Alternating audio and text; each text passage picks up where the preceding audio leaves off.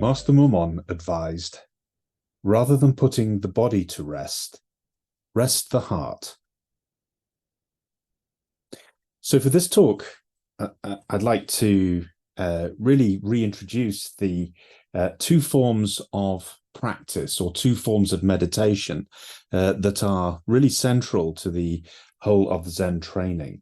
One is sitting meditation, and the other is what we could call meditation in activity, but perhaps better daily life practice, which was a term that was coined by my own late teacher, Master Dayu. And sitting meditation is something that perhaps we are familiar with more than anything else. And certainly when we think about the subject of Zen, particularly as the term Zen itself, of course, is a Japanese term that's derivative ultimately from the Sanskrit term dhyana, which means meditation, and is in fact is one of the 6 paramitas, the practice of sitting meditation. And so when Master Mumon talks about instead of putting the body to rest, rest the heart, he's perhaps got in mind this idea that a lot of people have, that all Zen is about is really just sitting meditation.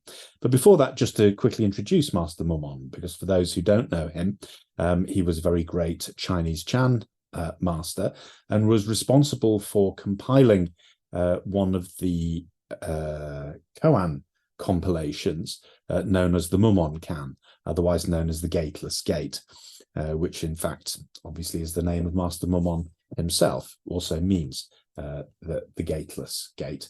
And so this collection of 49 koans is well known in the Zen world and in Zen practice. But he also left other teachings as well, and other quotes from his teachings, and this is one of them. So going back to our subject of meditation and also meditation in activity, daily life practice, what are these two and what differs meditation in practice, and what are the similarities? Well, Master Mumon really points this out when he says that actually the practice of meditation, whether sitting on the cushion or in activities, that's in the activities of daily life, really demands that the heart itself is relaxed in all states, what's known classically as the 4 positions of sitting, standing, walking, and lying down. And in fact, Master Mumon isn't the only person, or certainly not the only Zen master, to caution about getting too caught up in sitting meditation.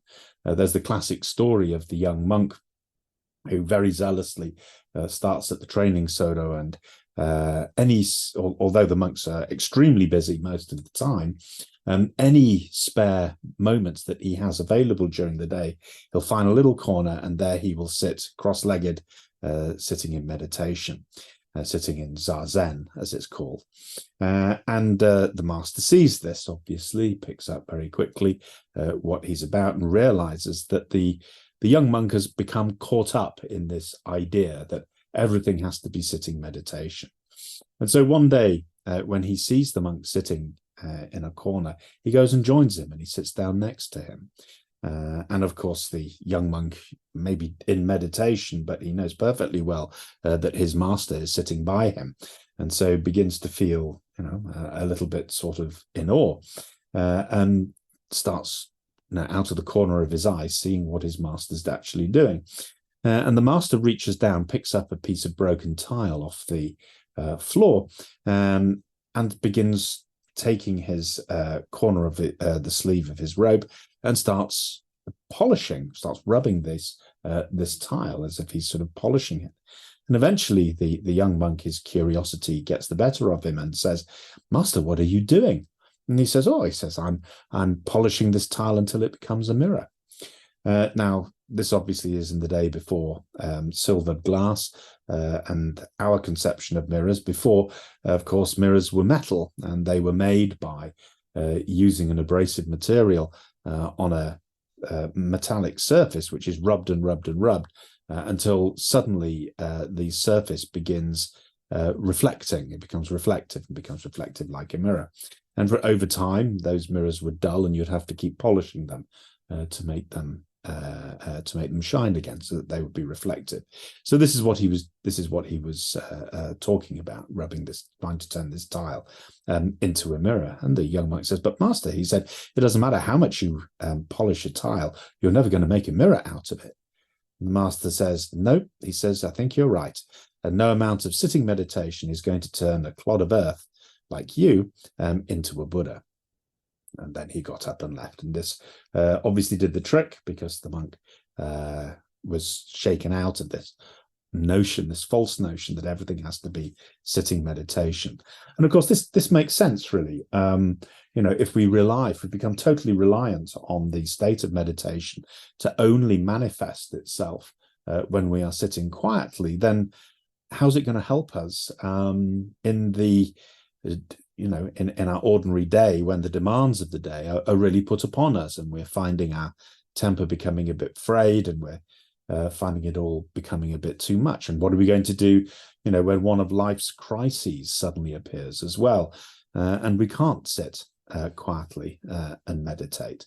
And in fact, one of the things we quickly discover is that even with the sitting meditation, this putting the heart at rest is really the most important thing. Because as anybody who's practiced meditation for any length of time will know, that just because we sit down quietly, and even if we sit in a really conducive environment, such as in a zendo with an altar at one end and a Buddha statue, a Buddha Rupa on it with the candles lit, and we're sitting with a group, doesn't mean that our hearts are going to sort of be at peace for the duration of the sitting. Far from it. In fact, what we find is that initially there may be a sort of, now that we can just sit down quietly by ourselves, in ourselves. But very quickly our minds begin to start racing again. They turns to what happened, what was happening earlier today, or something that's been on our mind, or perhaps what's coming up later on today. It may be something pleasant we're thinking about. We're meeting up with some friends after the sitting, or what we're going to have for dinner. Or maybe we're thinking about a presentation or something that we have to do tomorrow, or an important meeting that we have to prepare for, and we start rehearsing. And these things just sort of come up. We don't consciously try to bring these about. We know that we're sitting meditation. We know that we're giving ourselves into the out breath, or the count on the out breath. And that this is, we're developing a sort of quietness, an inner quietness, to match the outer quietness. But it doesn't matter, because those thoughts are coming back and coming back. And of course, our practice of sitting meditation is that whenever the awareness comes in of having been once more carried away into a thought stream or a daydream or whatever, to immediately let go of that and to jump right back in to the object of meditation on the out breath, the count on the out breath. And so it is, and that's how we do it. And of course, our practice of meditation and activity, daily life practice, is exactly the same. It's just that the object of meditation is changing, because we're involved with multiple activities. First of all, it's getting out of bed when the alarm goes off in the morning, going to the bathroom, and going to the loo, and then having a shower and cleaning our teeth, and then coming through. And if there's a cat or a dog, perhaps we have to feed them, and then have some breakfast, and then get dressed or whatever, and then go to work and get the tube or the bus or drive the car, and then arrive at work, and then carry on with our day, whatever our tasks actually are. And then in the evening, come home and make dinner, or have a conversation with the people we live with, whatever it is. And these are the things, these are the activities that we do. These are the objects of meditation that we give ourselves into. And in exactly the same way, when we find ourselves being carried away into sort of thought streams, so that the heart and the body become split and have drifted apart, because the body is walking down the corridor at work, but our minds are 1,000 miles away on something else entirely. When that awareness again clicks in, immediately to let go of the thought streams and to come back and give ourselves into what at this moment is being done. And we use the body, of course, for the as the sort of anchor, as the anchor for our practice, because the body's always in the here and now, and the body isn't thinking; the body is pure sensation, and so we give ourselves into that, and that really helps. That acts as a sort of a different center of gravity to the thinking center that I am so wrapped up in an awful lot of our times. And this is what we find even in the sitting practice. As I said, even in the sitting practice, we find that the heart drifts away. And even if I remember again, Master Dayu, she used to say when we were on the longer sittings, on what are called the seshins, these are the Zen retreats, she would say, well, at least try and keep the heart in the room, and don't let it stray outside the room. And even that was quite difficult. But even then, sitting on a cushion or sitting on the meditation seat, the person next to you on a longer sitting, even just small things begin to irritate. Someone breathing too loudly, or someone sniffing, like that, or who does it continuously. After a short while, usually there's, in the absence of any other stimuli, the heart reacts against this and takes issue with it and thinks, oh, blast, why? So even there, the heart is not at rest, even though the body is at rest in that particular case. So what Master Mumon is really pointing to is that the heart being at rest is not the same as the body being at rest, though the body being at rest does produce a conducive environment to show that the heart itself is not at rest. In other words, obviously during sitting meditation, it is at least easier to see when the heart is straying, rather than in daily life practice, because daily life practice, things are coming at us all the time.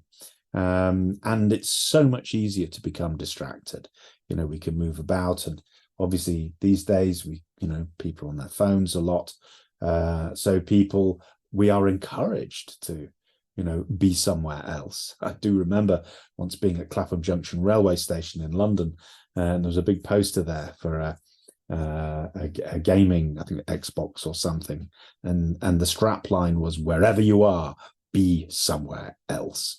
And of course, in our practice, that's exactly what we're trying to drop, because I always want to be somewhere else. I'm the proverbial doer, and I am the proverbial restless one who's always ghosting about in the past or in the future, and having opinions, standing off to one side and making judgments and having opinions about whatever it is that even is going on in the present moment, but always apart from it. And so never quite living 100% in the here and now. And what a pity. Again, as Master Dayu used to say, what a pity that we cannot truly be friends with ourselves in this particular way. And talking of her, remember her saying that back in the day, in the early days at the Buddhist Society, they'd never really, that they'd read a lot about Zen, but always, it was obviously, second or third hand. And then finally, Christmas Humphreys, who was the founder of the Buddhist Society, brought over a Zen priest who was staying with him and, gave a talk. And they were all very excited about this, actually speaking to someone or hearing a talk from someone who had gone through the Zen training itself. And of course, the question that was on everybody's mind was, can Westerners train in Zen? Because this wasn't really known. Many people just didn't really know if Westerners could train in Zen all the way through. And during this talk, he took up this subject, and he said, as far as I can see, he said, I see absolutely no reason why a Westerner cannot go through the full Zen training. He said the only caveat that I would give, as he said in his broken English, is that the Western practitioners, that Westerners do seem to be rather attached to their pranning. And Myokyoni said, that Master Dayu said, now we knew that we could train in Zen, but the only obstacle to it was our pranning. But what is pranning? And she said that Christmas Humphreys, when he was summing up at the end of the talk and giving his sort of vote of thanks to the priest, who understood his accent, said, and as the Venerable Osho-san has made so clear to us, that we can certainly train in Zen, and that the only obstacle is that we are overly attached to planning. And she thought, now we knew planning, that's what it was. And then she thought, but we don't do that. We're not overly attached to planning. And she said it was only many years later, after she had done her initial training in Japan, in the training Sodo, and that incident floated up in her own memory, and she realized, oh my goodness, he said how spot on he was. Yes, we are planning. And really what he was referring to was this, instead of being given wholeheartedly into what at this moment is being done, our hearts and minds are racing ahead. We're already on to the next thing. I need to get this done so I can get on to the next thing. And constantly this setting ourselves up for this sort of state of anxiety for the next thing, and for the next thing and the next thing and so forth. And will I get this done? Will we be able to do all this all the time? Never really being able to sort of let go and to give ourselves and to just relax into and be at ease in whatever the activity is at the moment. And this reminds very much of a doctor, a GP, who was a student of Master Dayu, and went to her once because, those of you who are used to sort of, British medicine will know that the GPs are sort of told by their managers that they have something like 8 minutes with their patients. That's how they sort of schedule it. Something like that. It varies, but it's something like that. And this doctor, was very aware that he had a waiting room full of patients, and he really had to get through these patients as quickly as possible, diagnose them and prescribe for them whatever the treatment might be, or refer them or whatever. And he said it's really difficult. He said, I'm with a patient and, I'm already, my mind is sort of thinking, God, I've got to get rid of this patient and get the next one in. And that he felt this constant anxiety.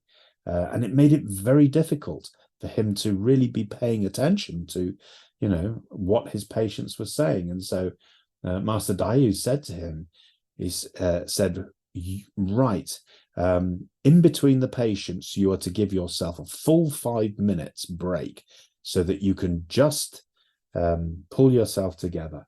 And so when you're ready, then you call in for the next patient. He said, well, there was no way he could give himself 5 minutes, but he did give himself 2 minutes. And he said, my goodness, what a difference it made. He said, because it provided a sort of break. It broke this pattern of constantly being on this sort of treadmill of thinking, but I've got to get the next patient in. I've got to get the next patient in. That he simply, once the current patient had left him, he would give himself those 2 minutes to just sit there and to just come back into his own skin there. And then after that 2 minutes of quiet with nothing to do, he would ring for the next patient. The next patient would come in. And he said he actually got through the patients more quickly because he didn't have to keep asking them what was it that they had just said, because he'd been too distracted with his own thoughts, thinking about the next thing, planning how he was going to get through, the rest of those patients in the waiting room. And he said it really did work. It really, it really did work. Now, it's a useful thing. Again, I knew somebody who was taking an exam and was rather nervous about it, and she did something similar. There was I think 3 sections in the exam, and after she completed the first section, instead of immediately leaping into the next one, she just sat there for a couple of minutes and just allowed the first section, as it were, to disappear, to, as it were, collect the heart together a little bit. And then she started in the second section. She said between the second and the third section, the exam invigilator saw her just sitting there, not writing anything, and actually came over to her and said, "Is everything all right?" And she said, "Yes, everything's perfectly fine." Anyway, she got through it. She managed to complete all the sections in a timely way, and she was fine. As far as I recall, she passed the exam as well. So there we are. So we can really dissipate a lot of the heart's energy, a lot of the heart's focus just sort of rushes away from us if the heart is not at rest. So this learning to put the heart at rest is an important thing. Now, obviously, those past 2 examples I've used, literally the people did stop.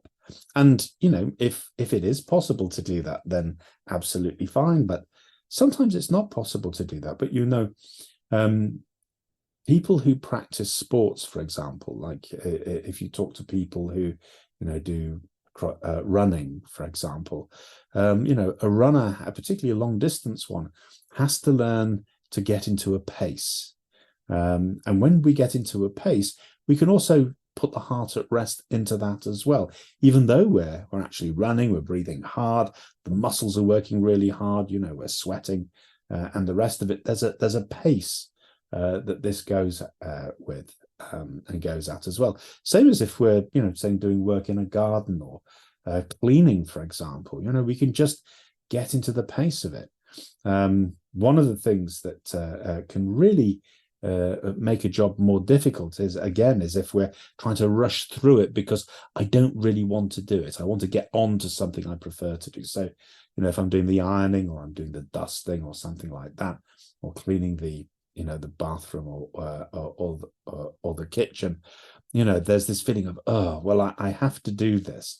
But, if I can just get this out of the way, then I can go and do something that I would like to do. And this is where I, with my picking and choosing, interfere, gets into the way of allowing the heart to be at rest and to really experience the activity in its fullness and in its full vitality and in its full life as well. Because if I'm constantly refusing the present moment, the life which is the only thing that we ever have is the life in the present moment. If I'm constantly refusing that because I'm wishing for the next thing to come along that I prefer, then there's an awful lot of unlived life that escapes us. And of course, actually, even when we get on to do the things that we like, they last a finite period of time, and then they come to an end as well. And then we can sort of think, oh well, can't wait for the next time that I can do that. And then, we've got this waiting time. I'm waiting for the next opportunity to, disport myself. And what a pity. And what we really discover if we allow the heart to be at rest and to be given in 100% to what at this moment is being done, is that any activity can light up. Because the reason that an activity becomes of interest is because we give our heart to it. And that really is, the secret, if you like. If there's a secret to Zen, a secret to the Buddha's teachings, then really that is it. If we can give our hearts wholeheartedly into something, then, without being caught up in my judgments on whether I want to give my heart into it or I don't want to give my heart into it, then problem solved, really. The life in the present moment really does light up, which is not to say that we don't have preferences. Of course, I prefer to read that book rather than, do this. But that thought, that judgment does not have to get in the way unless we allow it to. This is why learning to let go a little bit of what I want and what I don't want, what we call picking and choosing, is so important to discover that picking and choosing really can't be allowed to become front and center of everything that we do, which means that the I who picks and chooses, that's the I, me, mine, what I like, what I don't like, also can't become front and center. And that's why the Buddha said, of course, that this I, me, mine, which ultimately is a delusion, it's just a thought, a judgmental thought, a feeling tone thought at that. If the less attached the heart is to these things, then the more at peace and the more at rest our heart actually can become. So that's Master Mumon's advice. Rather than putting the body to rest, just rest the heart. So we'll leave it there for now.